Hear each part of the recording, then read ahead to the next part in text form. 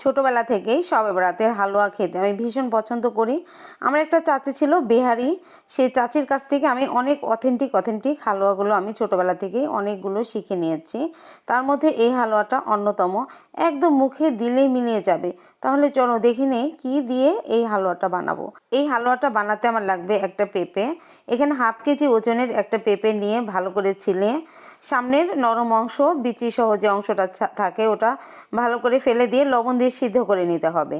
খুব বেশি সিদ্ধ করা যাবে না, কিন্তু হালকা একটু সিদ্ধ হলেই নামিয়ে পানিটা ঝরিয়ে নিয়ে একটু ঠান্ডা করে ব্লেন্ডারে ব্লেন্ড করে নেব। দেখো এই যে ব্লেন্ডারে ব্লেন্ড করে নেব। আর ব্লেন্ডার না থাকলে কিন্তু শিলপাটা তোমরা বেটে নিতে পারো, একদম পানি থাকা যাবে না। ব্লেন্ড করে এখন দেখো ভেজে নিতে হবে।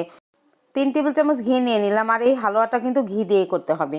বিহারিরা পাকিস্তানিরা কিন্তু হালুয়া করতে কোনো তেল ব্যবহার করেন, এখানে তেলও না বাটারও না, পুরাপুরি ঘি দিয়েই কিন্তু এই হালুয়াটা করে থাকে।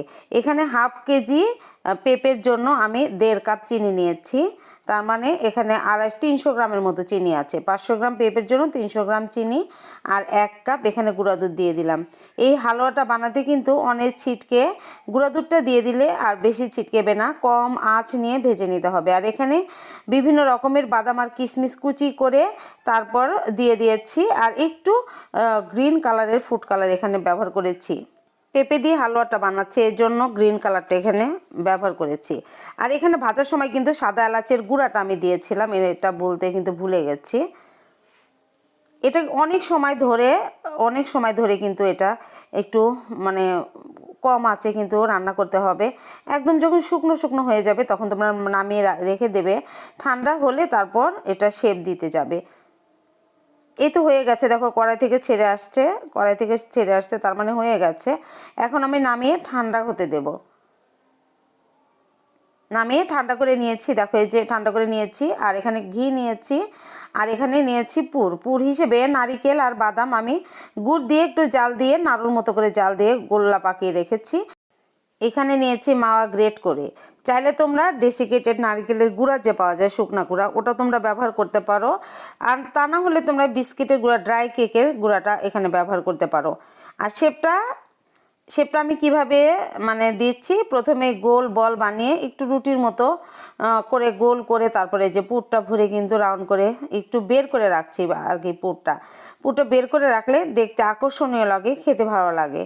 মানে দেখতে ভালো লাগে, যেটা দেখতে ভালো লাগে সেটা কিন্তু খেতে ভালো লাগে, আকর্ষণীয় হয়ে যায়। যে কোনো কেউ দেখলে কিন্তু এই হালুয়াটা খেতে চাবে, যে এত সুন্দর হালুয়া। এ পর্যন্ত এই হালুয়াটা যাকে খাইয়েছি সবাই কিন্তু মানে খুব প্রশংসা করেছে যে না, হালুয়াটা খুবই টেস্ট, খুবই মজা, একদম মুখে দেওয়ার সাথে সাথে কিন্তু মিলিয়ে যাবে। আর অনেককে কিন্তু আমি এই হালুয়াটা শিখিয়ে দিয়েছি। এই হালুয়ার রেসিপি আমার কাছে অনেকেই শিখে নিয়েছে। আশা করছি তোমরাও এই রেসিপিটা দেখে খুব সহজে বানিয়ে নিতে পারবে। আর আমার এই সহজ রেসিপিগুলো যদি ভালো লাগে আমার পেজটাকে ফলো করো, লাইক কমেন্ট আর শেয়ার করে দিও। আজকের মতো এখানেই